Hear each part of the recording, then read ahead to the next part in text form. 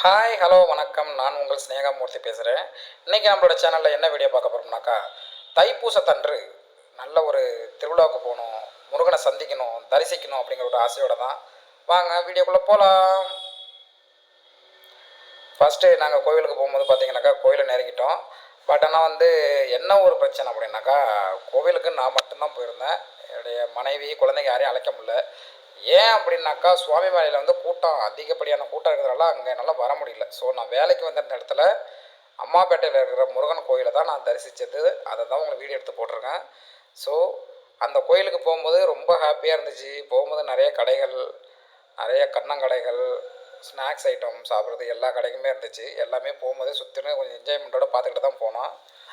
ஆனால் கூட்டம் நல்லா ஹெவியாக தான் இருந்துச்சு. அதாவது கோவில் சின்ன கோவில் தானே, கூட்டம் இருக்காது அப்படின்னு நம்பி போனோம். பட் ஆனால் போன இடத்துல நான் நினச்சதோட அதிகமாகவே கூட்டம் அதே வந்துருச்சு. அப்புறம் அதையும் தாண்டி கடைகள்லாம் தாண்டி சரி முருகப்பெருமானை தரிசிக்கலாமே அப்படின்னு கோயில்கிட்ட நெருங்கிட்டாங்க. கோயிலோட லைட் செட்டிங் பக்காவாக இருந்துச்சு. கூட்டமும் சரியான கூட்டம்.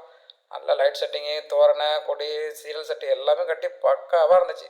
சாமியை பார்க்கணும், உள்ளே போய் சாமியை கும்பிட்டே ஆகுண்டான்னு ஒரு வெறி கொண்டு போனேன். ஆனால் போன இடத்துல என்ன ஆயிடுச்சுனாக்கா, கூட்டம் சரியான கூட்டம். ஒன்றும் சமாளிக்க முடியல. உள்ளே எட்டி பார்த்தேன், ஆகா நம்ம போய் எப்போ முருகன் சாமியை கும்பிட்டுருவோமா, இவ்வளோ கூட்டமாக இருக்குது அப்படின்னு யோசிச்சுக்கிட்டே இருக்க பட்சத்தில் இருந்தாலும் பரவாயில்ல, நம்ம முருகனை சாமி கும்பிட வந்துட்டோம், எவ்வளோ கூட்டமாக இருந்தாலும் கும்பிட்டு தான் ஆகணும் அப்படின்ட்டு போனேன். உள்ளே போனதுக்கப்புறம் பார்த்தீங்கன்னா, உள்ள சாமியினுடைய கருவறை சுற்றிலுமே ஃபுல் அண்ட் ஃபுல்லு க்ரௌடு தான். நானும் என் நண்பனும் போயிருந்தோம். போகும்போது பார்த்தோன்னாக்கா, நண்பா இதுலேருந்து நம்ம நேரடியாக போய் இப்போ நேர் வழியில் போனால் நம்மளால சாமி கும்பிட முடியாது. நம்ம ஏதாச்சும் மாற்று வழியில், குறுக்கு வழியில் சந்திச்சு தான் நம்ம சாமியை கும்பிட்டா தான் பண்ண முடியும்னு நினச்சிக்கிட்டு போய்கிட்டே இருக்கும்போது பார்த்தீங்கன்னா, கருவறைக்கு உள்ள ரைட் சைடில் மங்கள இசையான நம்ம முருகனுக்கு பிடிச்ச ஒரு இசையெல்லாம் வாசித்தாங்க. அதையுமே நாங்கள் பார்த்தோம். நல்லா காதுக்கு நல்லா இனிமையாக இருந்துச்சு.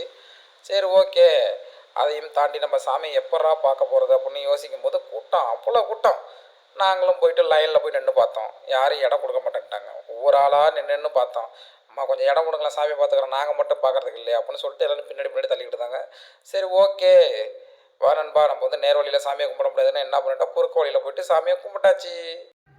முருகனை யாராருக்கெல்லாம் பிடிக்கும்னு சொன்னீங்கன்னா லைக் பண்ணுங்கள், ஷேர் பண்ணுங்கள், கமெண்ட் பண்ணுங்கள். இந்த முருகனுக்கு ஒரு லைக்கை தட்டி விடுங்க.